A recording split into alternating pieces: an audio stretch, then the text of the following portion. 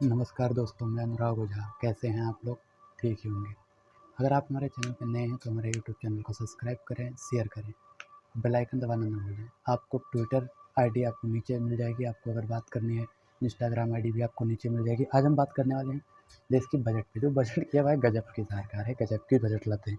इनके बजट में कि हीरा सस्ता हो गया है। एक चीज़ बताओ, हमको आटा सस्ता चाहिए, हीरा सस्ता चाहिए कि आपको तय करना है? हीरा चाहिए। हीरा भाई, हीरा हमें चाहिए नहीं चाहिए? हमें चाहिए तो भैया आटा चाहिए, तेल सस्ता चाहिए, रिफाइंड सस्ती चाहिए, आलू सस्ती चाहिए, प्याज सस्ती चाहिए, गेहूँ सस्ता चाहिए, चावल सस्ता चाहिए, घरेलू सामान सस्ता चाहिए। हीरा सस्ता करे। हीरा किसे चाहिए? अंबानी अडानी को चाहिए। मैं भाई एक चीज़ बताओ कि हीरा अगर सस्ता होगा तो कितने लोग खरीदेंगे? दो मुट्ठी भर लोग। मुट्ठी भर लोग कौन है? अंबानी अडानी, दो चार लोग और देख लो। जो उद्योगपति हैं वही हीरा खरीदेंगे। आटा मेन है, उस पर बात नहीं करते हैं। उन्होंने कहा 50 एयरपोर्ट बनाएंगे आज की बजट में करें। तो आपसे हम पूछना चाहते हैं महोदय कि आप एयरपोर्ट तो बनाओगे, लेकिन किसके हाथ में बेचोगे ये भी बता दो। हाथों हाथ बेचने वाला नाम नहीं लिया। अंबानी के हाथ में बेचोगे या अडानी के हाथ में बेचोगे, ये ज़रूर बताना है मोदी जी आपको। और ये देश की एक एक जनता जब तक नहीं पूछेगी ना, तब तक ये बताने वाले नहीं है 50 एयरपोर्ट बनाएंगे, 50 एयरपोर्ट बनाएंगे। इन्होंने कहा कि 7 लाख सालाना कमाने वाले को टैक्स नहीं देना होगा। मोदी जी, निर्मला सीतारमण जी, आपको नमस्ते है। आप एक चीज़ बताइए कि देश में 80 करोड़ लोग राशन की कतार में लगे हैं। जब कमाई नहीं होगी तो टैक्स किस बात का देंगे? टैक्स में किस बात की छूट आपने कर दी? टैक्स नहीं देना है। 7 लाख की जो जिनकी कमाई होगी, एक चीज़ बताओ, 7 लाख कमाने वाले को टैक्स नहीं देना होगा। सवाल तो बनता है भाई, एक सवाल इस पे भी कि यहाँ पे 14 करोड़ से अधिक युवा अभी बेरोजगार हैं, उनके पास कोई रोजगार नहीं है, तो टैक्स किस बात का महाराज? किस बात का टैक्स? टैक्स लोगे, रोजगार नहीं देते हो, हीरा सस्ता कर देते हो। पेट्रोल नहीं सस्ता कर देते हो, हीरा सस्ता कर देते हो। हीरा हमें भैया क्या ज़रूरत है हीरा की? जब कमाई नहीं तो टैक्स किस बात की? भाई ये एक अहम मुद्दा है। मोदी जी ने 2014 की हड़बड़ी में कह दिया था, सौगंध मुझे इस मिट्टी की, मैं देश नहीं बचने दूंगा, मैं रेलवे नहीं बचने दूंगा, मैं सरकारी संस्था नहीं बचने दूंगा, मैं रेल नहीं बचने दूंगा, मैं तेल नहीं बचने दूंगा, मैं सेल नहीं बचने दूंगा, मैं जल नहीं बचने दूंगा, मैं पेट्रोल नहीं बचने दूंगा, मैं डीजल नहीं बचने दूंगा। सौगंध मुझे इस मिट्टी की, मैं देश नहीं बचने दूंगा, खेत नहीं बचने दूंगा, खलिहान नहीं बचने दूंगा, राशन की दुकान नहीं बचने दूंगा, युवाओं का रोजगार नहीं बचने दूंगा, जय जवान जय किसान नहीं बचने दूंगा। मोदी सरकार ने सिर्फ और सिर्फ छलावा किया है भाइयों बहनों मित्रों करके। कहते हैं भाइयों बहनों मित्रों ये कर देंगे, भाइयों बहनों वो मित्रों वो कर देंगे। अभी आपने देखा होगा अडानी जी का शेयर डूब गया। अडानी जी अब चले गए हैं धरती में, जहाँ हम लोग हैं, वो भी गरीब। मोदी जी का पहले तो बहुत बहुत धन्यवाद, उन्होंने राशन देना शुरू कर दिया ना। मोदी जी को पता था कि एक दिन अडानी आएगा रोड पे, एक दिन ऐसा आएगा जब मेरा राशन अडानी खाएगा और 5 किलो राशन के लिए जनता के बीच लाइन लगाएगा। तो इसलिए मोदी जी का बहुत बहुत धन्यवाद जो उन्होंने राशन दिया, क्योंकि अडानी जी को भी लग गया उनको कि अडानी जी भी राशन के लिए एक दिन लाइन पे लगने वाले हैं।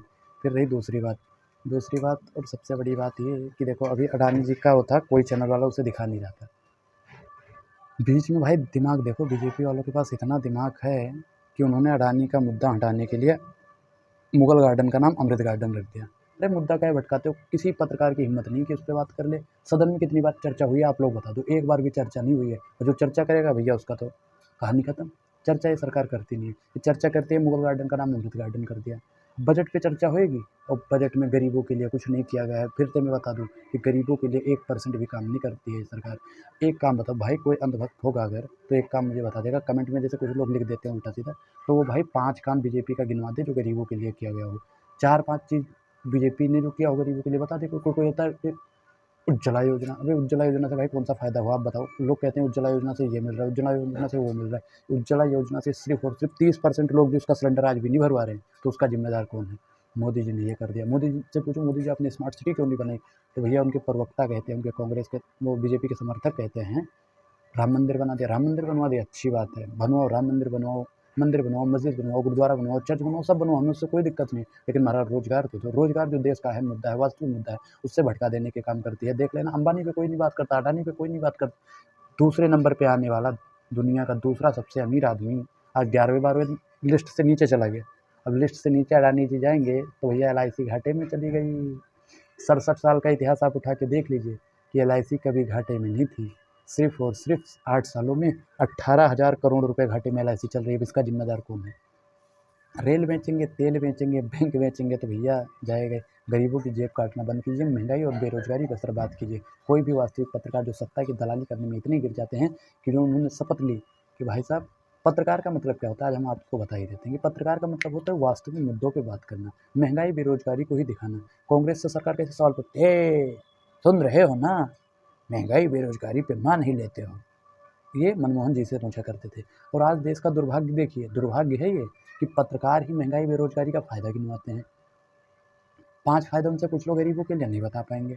मोदी जी ने ये कर दिया, विश्व में डंका बज रहा है, फलानी जगह डंका बज रहा है, धमाके जगह डंका, किस बात का डंका बज रहा है ये तो कोई बताए, कोई नहीं बताएगा ये बात। ये बात जो बताएगा उसको मार दिया जाएगा, काट दिया जाएगा। आपने देखा होगा कि रवीश कुमार जो बात करता था, रवीश कुमार भाई मैं मानता हूँ भाई सही है वो, रवीश कुमार जो बात करता था उसको तो आपने देख लिया कहाँ भेज दिया। इनका सीधा मकसद है जो सरकार से सवाल पूछे उसको कटघरे में डाल दो, जो सरकार से सवाल पूछे उसे का एक्सीडेंट करवा दो, जो सरकार से सवाल पूछे उसका कॉलर पकड़ लो, जो सरकार से सवाल पूछे उसे घर में बैठा दो, ईडी सीबीआई बैठा दो। ईडी और सीबीआई का सबसे ज़्यादा दुरुपयोग करने वाली कोई सरकार है तो भारतीय जनता पार्टी है। आप लोगों को ये वीडियो कैसा लगा कमेंट सेक्शन में ज़रूर बताइए। जय हिंद, जय भारत।